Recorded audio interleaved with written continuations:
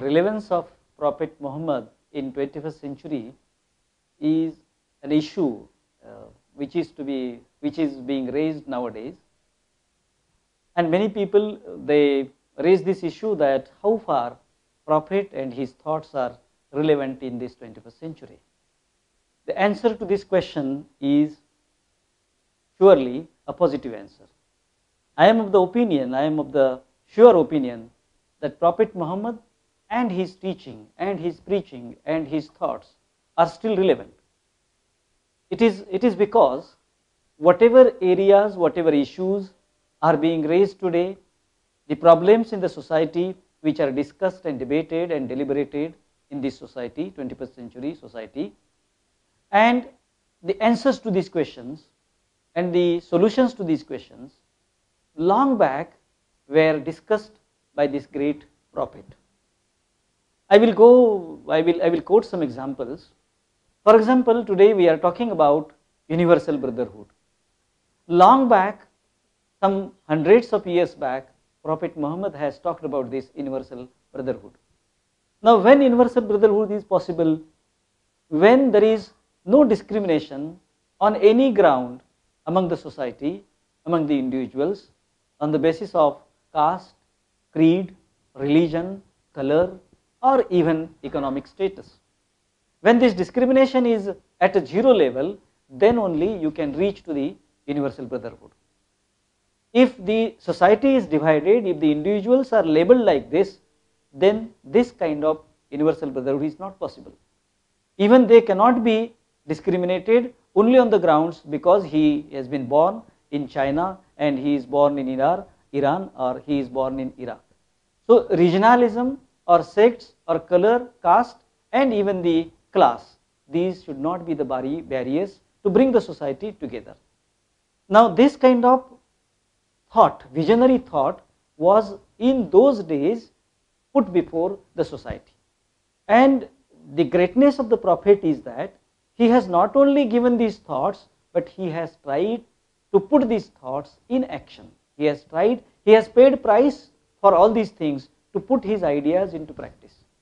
Another important area that is debated nowadays, it is related to higher education, and people are talking about autonomy to be given to the academic institutions, universities and research institutes in India and abroad. Prophet Muhammad, when he has talked about education in those days, in old days, in those days he has said that unless and until you give autonomy to the teacher, you give liberty to the institutes will not grow. They will not be able to cater to the needs of the people. So irrespective of the grants given by the government, grants should be given by the government, salary grants should be given by the government. Still, however, government should not control these institutions because government is not competent to control them, because the teachers and the gurus and those who are Maulavis, those who are teaching in these schools, they are above all. So this kind of thought of autonomy and grants to the institutes was deliberated in those days. So we can see what kind of academician was there in this. I sometimes wonder that what kind of man Prophet Muhammad was, because at the same time he goes on war, fighting some battles. At the same time he is found in the role of justice. At the same time he is found being a good husband. At the same time he talks about education also. So such a great person he was, and I wonder what kind of reading, what kind of culture, what kind of nurturing this man might have received in those days. It's a really wonderful thing. Another important issue that is nowadays debated, and many enactments are enacted, acts are passed about this bonded labor. Now some years back Prophet Muhammad has said that on no account, on no ground, there cannot be exploitation, oppression and suppression of common man, and zero level of exploitation should be there. When we exploit people, when you oppress people, when you extract something without giving anything, without giving any consideration from the common man, this is a serious kind of sin against Allah or against God. So about this exploitation also he has given his ideas, and now in 21st century we are passing some resolutions and acts against these things. When we talk about this bonded labor, nowadays it is going to be increased, because with the advent of, with this passing of GATT enactment, WTO enactments, and so many other economic policies, the world is based on this capitalist economy. And in this capitalist economy, the people who are going to be rich, they will go richer and richer, and the number of richest people in the world will increase. But what is on the other side? On the other side, the class of oppressed people is there, exploited people is there.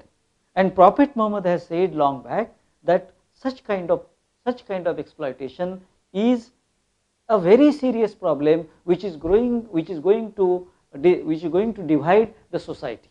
And the problems in the society, crimes in the society, they will be increased because of that. So if you fail to educate a child, if you try to exploit him, today or tomorrow he will turn into terrorist. Today or tomorrow he will raise some issues, he will raise some threats against the system. So initially, as a visionary person, as a thinker, as a saintly person, he has thought about this problem. Now we have passed some acts about this child labor. Now child labor in India is a serious problem, in carpet industry, in matches industry, in cracker industry, and in mining industry also.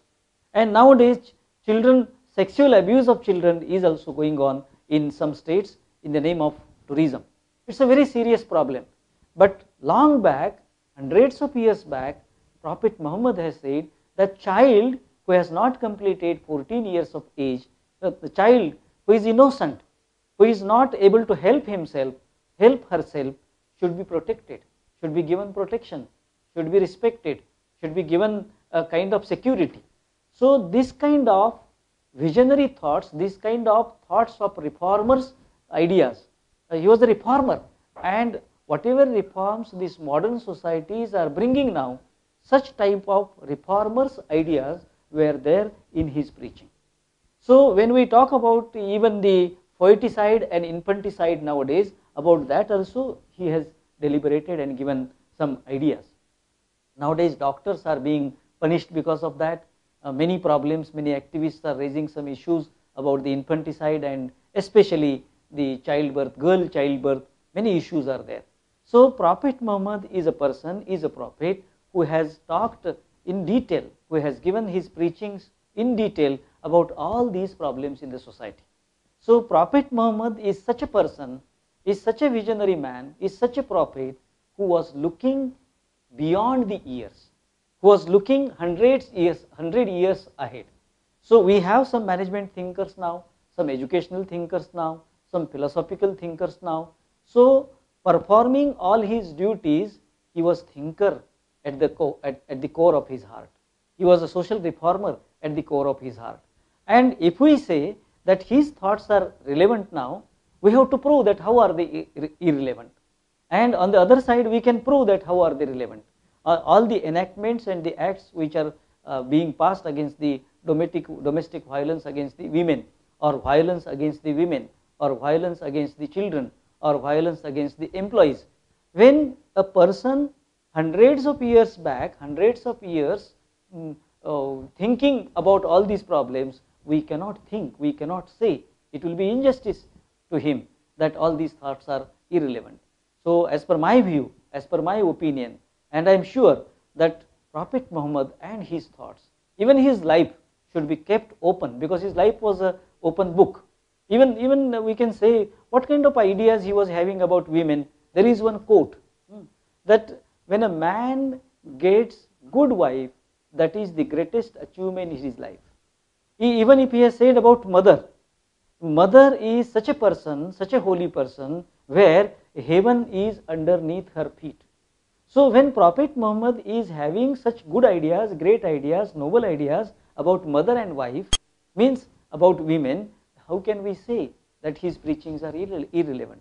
We cannot say like that, and it is beyond doubt we can say that his preaching, his teachings, his thoughts, his ideas should be spread to the people, should be taken to the people, should be taken to the masses, so that a new kind of awakening will be in the society, and society will be moving and marching in a good direction, which will be called harmonious society, leading towards international brotherhood.